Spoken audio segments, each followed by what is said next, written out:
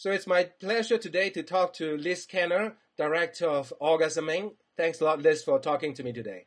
I look forward to talking to you, Kempson. All right. So, Liz, I really enjoy your film a lot, and it's not only fun, humorous, but at the same time, there are a lot of very insightful and interesting information that a lot of women, in fact, men, should be interested in too. So, tell me a bit about yourself as a filmmaker first. Was it your first feature-length documentary, and was it first screened in last year? I think in May, like 2009 May at Hot Dogs. Yeah. So when I started working on Orgasm Inc., I had been producing documentaries on human rights issues for about a decade. I'd done films on police brutality, on homelessness, on globalization. And I was actually starting to get nightmares from my documentaries because one thing that happens when you make a film is that the editing process can go on for a long time and you can look at footage over and over again. And I was finding that this footage was starting to haunt me in my dreams, footage of police brutality and that kind of thing.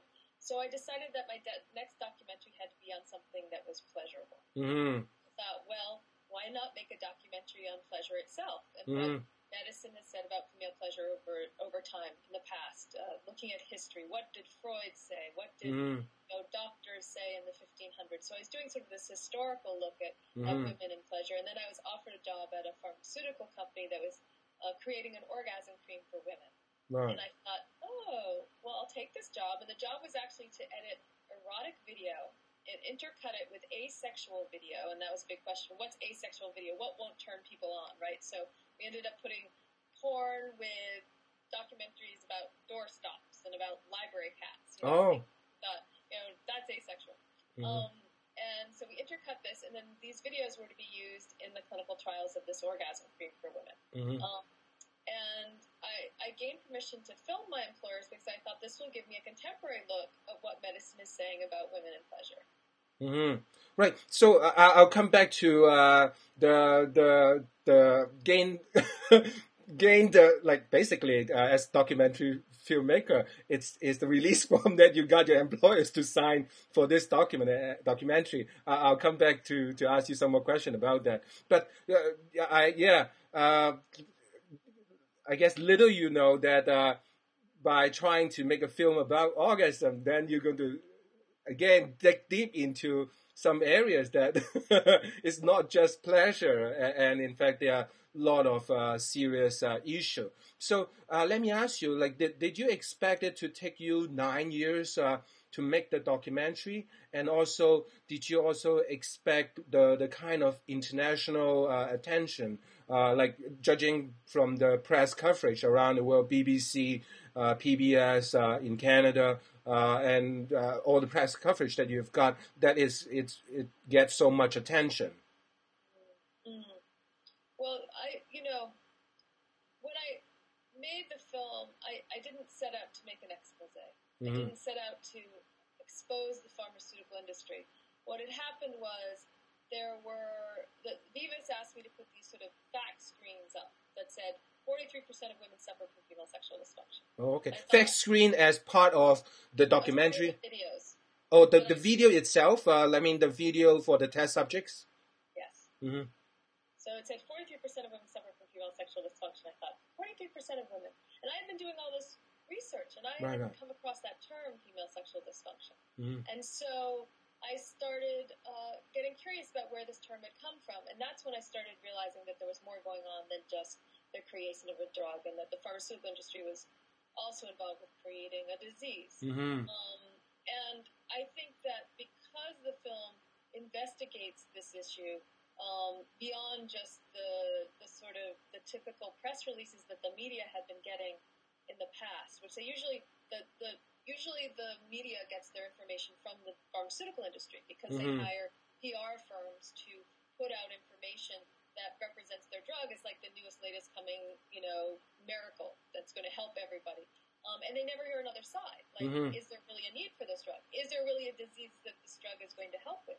Does this drug really work? So I think that my film, the reason it's gotten so much attention in some ways is that it hit a nerve because it's actually providing another side. We're actually investigating whether or not this is something we need and this is something that actually exists. Right. I guess to follow up on that, like once your documentary went out and all the press coverage about the film, did you feel that you get a lot of, I guess, hitting back from the pharmacological industry and I guess even to the extent of attacking your film and maybe you as a filmmaker or as a researcher? Like, did you get any of those?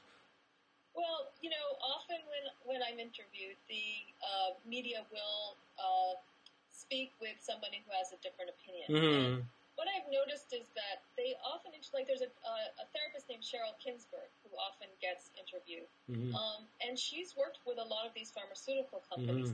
This often doesn't come out in the articles. And I find that there was just one actually on ABC that went up a few days ago that ABC News. And they didn't disclose, and maybe they didn't know, that Cheryl Kinsberg has a lot of financial ties to the pharmaceutical industry. So often if my film was critiqued by a doctor or a therapist who was interviewed in one of these articles, they were connected. And unfortunately, we don't have laws in the United States requiring these doctors and therapists to disclose this financial connection.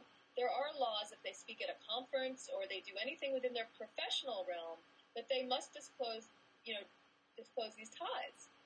But I think that we public need to know this as well because we trust these experts often when we hear them interviewed in the media. So I think that's been an interesting thing that's happened. So if I hear you right, like on their website or on their professional CV and whatnot, they need to disclose. But then when they are interviewed in the media, they actually don't need to, I guess, tell the media about those, and definitely not on the screen when the viewers watch it. Like, oh, this person is associated with Pfizer or.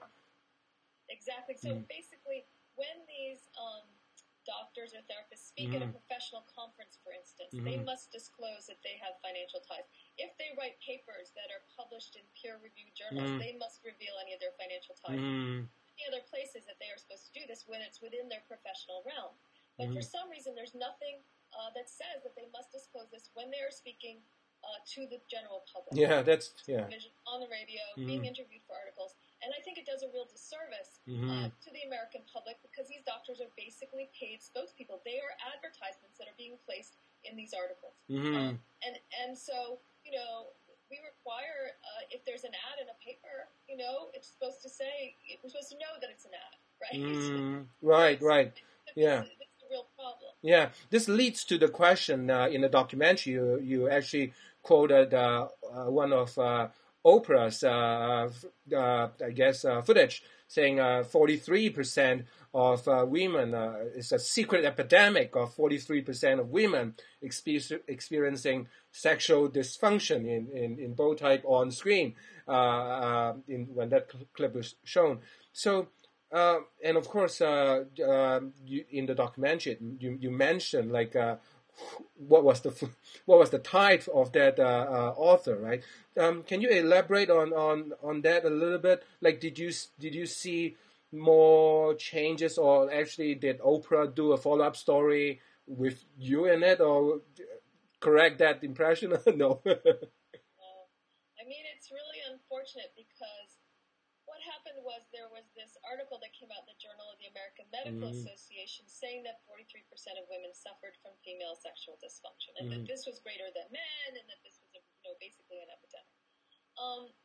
And the article came from a sociology study that was done in the early 90s that basically just asked people what their sex lives were like over the past 2 months. Have you had a headache? Have you had pain during intercourse? Have you had anxiety before having intercourse? And it was really just to get a sense of where people were sexually. It was never meant to be a study that looked at sexual dysfunction.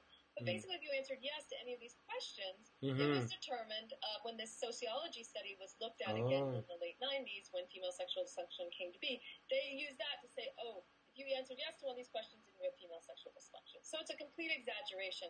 And it was revealed 2 months later that those authors had ties to many pharmaceutical companies, including Pfizer, and they had not disclosed it when the article was published. So, and people like Oprah picked this up and did a few stories on it. The Berman sisters were on her show, and this was never something that she went back and reanalyzed and informed the American public that this is not an accurate statistic.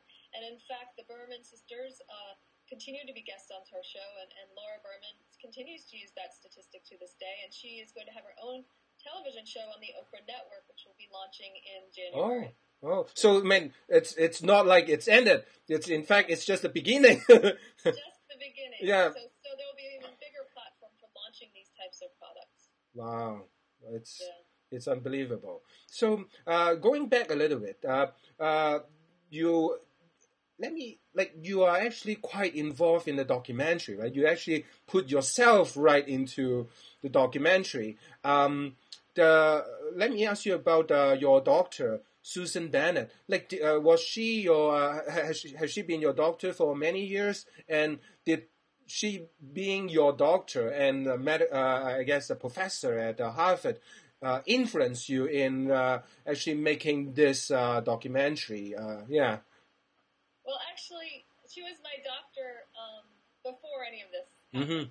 So, and it was only later that I realized, after we both started on this path, that we were sort of running in parallel with each other.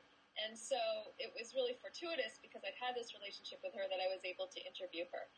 She's really one of the most thoughtful and intelligent doctors I've ever come across. So it was really wonderful to be able to put her in the documentary. And her class has been a good way for students at Harvard Medical School to get another perspective on this. And the reality is that most medical schools don't teach about human sexuality. They teach, on average, 10 hours in the entire time that a student is in medical school, and often that's time is spent learning about bedside manner, how to talk to someone if they have AIDS, how to talk to someone if they're transgender, that kind of thing. It's much more about sort of interpersonal relations than about actually looking at these disorders, what they mean, where they come from, and how to treat them.